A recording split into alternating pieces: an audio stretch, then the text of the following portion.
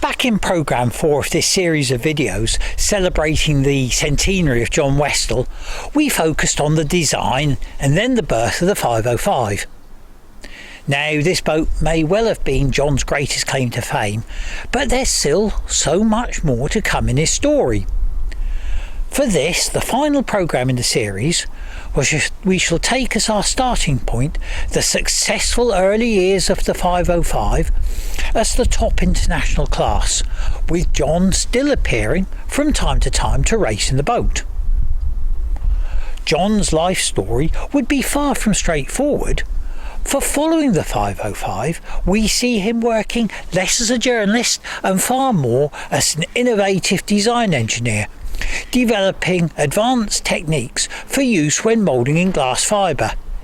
Yet at heart he remained a designer, moving first into small yachts before the exciting new field of offshore multi-hulls and folding multi-hulls, like a later version that we can see behind me, would claim his attention.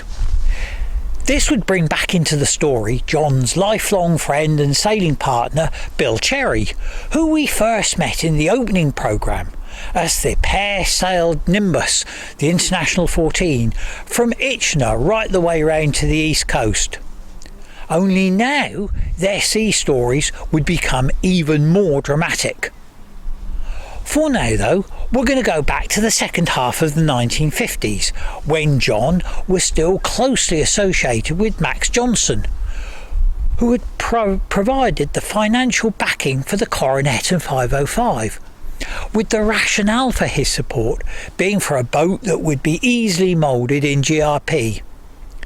This is where we now find John working with Max at Maxima Mouldings, making, amongst other things, fiberglass 505 hulls. However, the combination of John's intellect plus his design and technical capabilities had brought Maxima to the attention of one Colin Chapman. Colin Chapman was yet another revolutionary innovator, though his field was in the development of the lightweight racing car, and he was now building the mark that would bear that famous name of Lotus. But at the same time, it would bring Colin Chapman and John close together. In many ways, John, on the left in this picture, and Colin Chapman on the right, were contemporaries in their own fields, but both shared a passion for creating speed in their sports through management of weight, as we'll now hear from Charles Morgan, an expert on Chapman and his Lotus. And what both these cars do is absolutely encapsulate Colin Chapman's philosophy. He famously said once, "Adding power makes you faster on the straight. Subtracting weight makes you faster everywhere." It is a very clever car. There's a tube that goes over here, and there's a tube under the dashboard. But otherwise, it's just those three bits of glass-reinforced plastic that really make the construction and the strength of the car.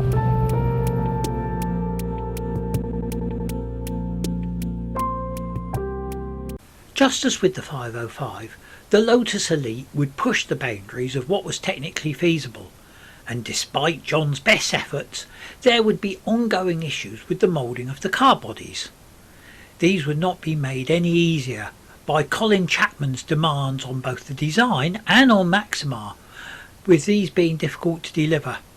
Worse, with all the extra work that was becoming involved, it was clear that Maxima was losing money on every body shell produced, and in the end the only option was for John and Max to pull out of the deal.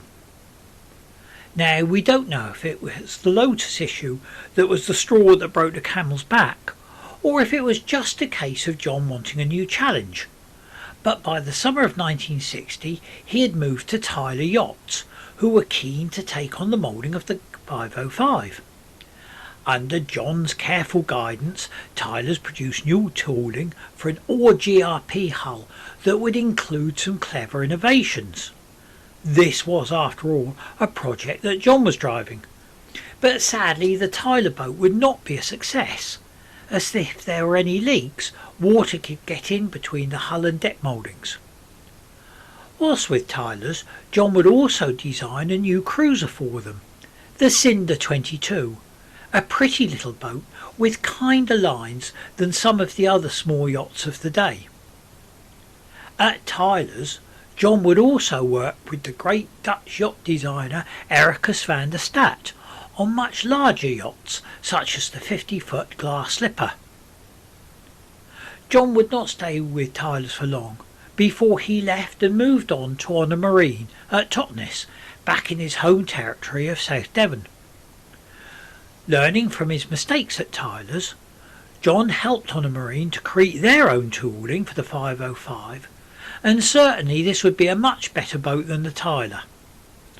Even so, John would find that getting the 50 right was a long process, as he had made the new boat with an open transom, creating a problem that Rondars would finally crack some 15 or so years later. In light airs and a sloppy sea state, water would come in over the stern, prompting John to comment to his crew that "I never expected that." Sadly, part of the problem may have been with John himself, for he was now 40 years of age, and he had never been a small man, and maybe he was now asking the 505 to carry more weight in the back of the boat than was competitive. Nevertheless, he would sell the prototype on a marine boat at the 1961 Weymouth Worlds with the 16-year-old Graham Rich as his crew. Now, in a non-COVID world, this next sequence would have been filmed on location at Seymour Wharf near Totnes, for it was here in 1968 that another ex-naval officer, John Watkinson, would meet with John Westell to discuss a problem. Watkinson had designed a boat that would allow what was being called the atomic family, Mum and Dad plus a brace at least of children, to get afloat in both comfort and safety. The result was a 19-foot boat that was a clever mix of an older style hull that had been given a bang up-to-date makeover, with the prototype being made using traditional wooden construction. When it appeared at the London Boat Show, the boat, known as the Lugger, would be sold before the show was half an hour old. Such was the interest in the Lugger that John Watkinson could fill an order book, but his problem would be in supplying the boats. After the historic meeting with John, the solution was that Honour Marine would take on the task of building in GRP the boat that would now become known as the Drascombe Lugger. This really is one of those cases where the rest, as they say, is history, as it would mark the start of a partnership that would last more than 20 years. The collaboration between the two men would result in the iconic boats that would make up the Drascombe range, the Longboat, the Scaffy, Peterboat and Drifter, plus many more. At the peak of production, John Westell, as technical director at Honour Marine, found himself in charge of a workforce of 40, though according to Watkinson, his quiet and straightforward approach to problems, large and small, were just another part of his unflappable nature. Later on, John Watkinson would go on to pay a great tribute to John Westell's part in the success of the Drascombe story by highlighting his abilities as a designer, a draftsman and as a technical engineer in the field of GRP construction. It was one thing John carving out a novel career almost as an artist in glass fibre, but at heart he remained an innovator and a designer, and it is in these fields that we can best see his thinking. Now, it's something of a trend with designers, not just dinghy designers, that once they've got something right, that they will try to repeat the trick time and time again. In dinghy terms, we saw this very clearly with Peter Milne, designer of the Fireball, who would design both a mega stretched out and then a junior version of his world-beating boat. Just like Peter, for John Westell, the iconic 505 hull shape would become almost his trademark, and it is therefore no surprise that he too would seek to reproduce it to good effect.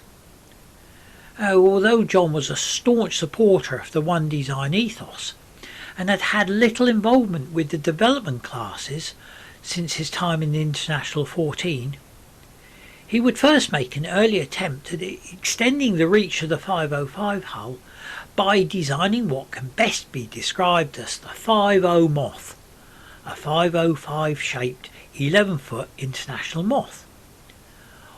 Although undoubtedly a pretty boat, John was behind the curve on this, as the Moths were already pursuing a path of more radical hull designs, with the result that the 505 Moth would not be a huge success.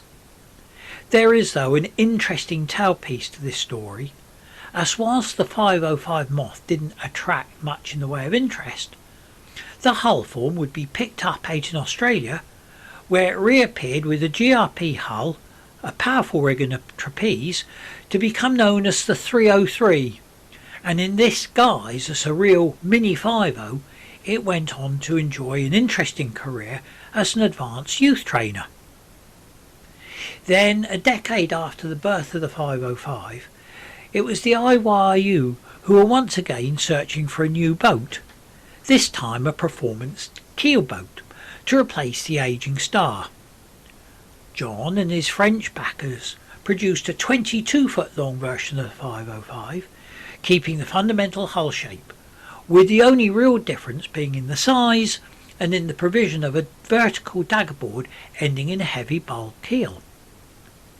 The boat, the CVP 42, could have, maybe even should have, had a brilliant future, but primarily a lack of preparation would work against John Westell, leaving him ill prepared to compete against Ian Proctor's superb Tempest, which would run away with all but one of the trial heats. Another design that would also struggle was Westell's Rover, basically a detuned 505 with a lid in the form of a cuddy cabin forward, and though John designed in 2 full-length berths, this would have been staying aboard of the hard-tack school of cruising. John would make yet another attempt to reproduce the 505 hull shape, with a design targeting the highly popular quarter-ton class. To go with the 303 and the 505, next up would be the 707, which again tried to make a virtue of that flared hull shape. But as we heard back in Programme 4, it's not easy to build boats with this hull shape, and moreover, the hollows in the topside would quickly attract the attention of the handicappers. Although when we think of John we think of high-performance dinghies, he would also be a prolific designer of small cruisers, and it was in this field that we see his final work aimed at exploiting that 505 hull shape. The result this time was the Allegro, thankfully not the Austin car of that same name with its square steering wheel and questionable looks, but a pretty little pocket cruiser, more like a glorious day boat with a small cabin. It is in the Allegro that we see the innovative side of John as a designer at work, as the boat would feature a number of clever ideas, such as twin-weighted daggerboards mounted out in the bilges. With its easily driven hull, Allegro would certainly be brisk and lively, and the boat was undoubtedly quick, with John winning the JOG round the island race. But just as with the 707, John would run into the handicappers, who cut his number on more than one occasion. Another of his innovations would see John's design for the Scud, yet another mould breaker, though now John wasn't so much looking at moulding in GRP as using aluminium for both hull and topsides. It would be hard to feature all John's designs, even though some, like the Cinder, went into full production in GRP. He clearly had an eye for a shapely hull, as in both his production boats like the Eclipse or the one-offs he designed for friends, such as the pocket cruiser he drew for Bill Cherry and the catch-rigged Karuka for his great friends from the 505's Alain Setier. These boats all shared a sweetness of hull line. At heart, though, John would remain an innovator, and was interested in so many areas of sailing, including the use of hydrofours, even though they were still very much at this time a fringe activity, almost a crank line of thinking. Once again, John knew that better performance relied on the management of the power-to-weight equation, which would see his design thinking moving into the field of offshore multi-hulls. Trimarans would become something of a speciality for John, as would his understanding that the yachting world was heading towards marinerisation, a development that didn't sit well with the extensive beam of the multi-hull.